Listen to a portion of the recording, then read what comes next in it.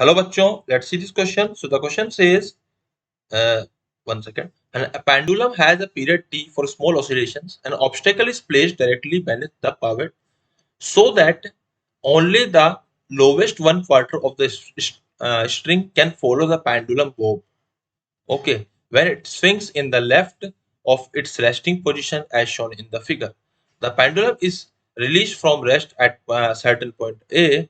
The time taken by it to return to the point is what? So basically हम यहाँ बात कर रहे हैं इस पर्टिकुलर क्वेश्चन के अंदर। सो ये हमारे पास में first of all we will write the key concept. So what is the key concept that will be used here in this question? So we can write the time period will be equals to 2 pi under root of L by G. Okay, where L is the length of the pendulum. Okay, so यहाँ पे हम लोग इस तरीके से की concept लिखेंगे. चलिए अब हम बात करते हैं यहाँ पे इस क्वेश्चन को सोल्व करने के लिए. सो अगर हम लिखें यहाँ पे तो बेसिकली हो क्या रहा है, this is the diagram. This is diagram and यहाँ पर हम लोग ये कह सकते हैं कि ये वाला जो हमारा टोटल लेंथ है ए, वो यहाँ से यहाँ तक तो सिंपल पेंडुलम करता रहेगा. ओके, सिंपली जिसकी लेंथ हम मान सकते हैं एल मान लेंगे और सिंपली पेंडुलम करेगा, यहाँ से यहाँ तक आएगा. उसके बाद क्या होगा कि जैसे ही यहाँ पहुंचेगा उसके बाद ये इससे टकरा जाएगा, यानी जो आगे का पोर्शन है वो सिर्फ ये एल बाई फोर ही कर पाएगा. क्यों? क्योंकि टोटल एल था, उसमें से ये हमारा 3L/4 था, तो रिमेनिंग L/4 ही हमारा ये पोर्शन कर पाएगा.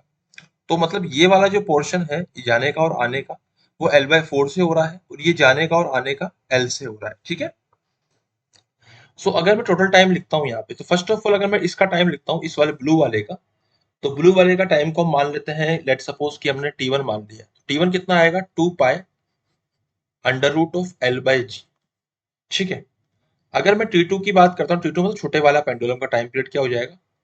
2 pi under root of L by four into जी.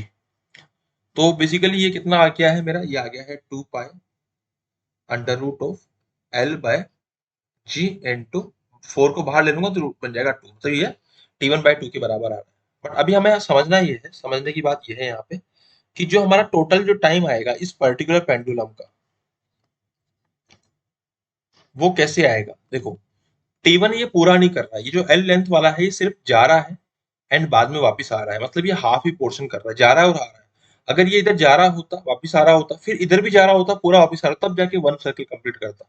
लेकिन फिलहाल ये क्या कर रहा है, यहाँ से नीचे आएगा, फिर ये आधा इसमें रह जाएगा, फिर वापस आएगा, फिर उसके बाद आधा ही वापस जाएगा. मतलब बेसिकली ये सिर्फ T1/2 ही टाइम कवर करेगा. और सेम चीज हमारे T2/2 के साथ भी होगी. तो अगर हम इसको यहाँ पे वैल्यूज पुट करें तो T1 की वैल्यू किसके बराबर रह जाएगी? तो T1 आएगा हमारा 2 pi under root L by g by 2, और ये हो जाएगा हमारा कितना? 2 पाई बाय 2 है ना, यहाँ पे पहले से 2 था, या तो 4 हो जाएगा अंडर रूट L बाई जी. अब हम इसको सोल्व अगर करते हैं तो सोल्व करने पे क्या आएगा, यहाँ पे टोटल टाइम जो आएगा हमारा यहाँ पे वो कितना आएगा? 2 pi under root L by G, 2 pi under root L by G तो कॉमन ले लेते हैं हम लोग. ये तो मैंने कॉमन ले लिया. अब अंदर क्या बचेगा? 1/2 प्लस 1/4. तो बेसिकली ये बन गया हमारा 3/4 इसको सोल्व करने पे. तो ये 3/4 आ चुका है. इसको लिख दूंगा मैं capital T, so I can write it 3/4 capital T. अगर ये सिंपली पेंडुलम होता 3/4 capital T, option number 2 will be my answer. I hope you understood it well. Best of luck.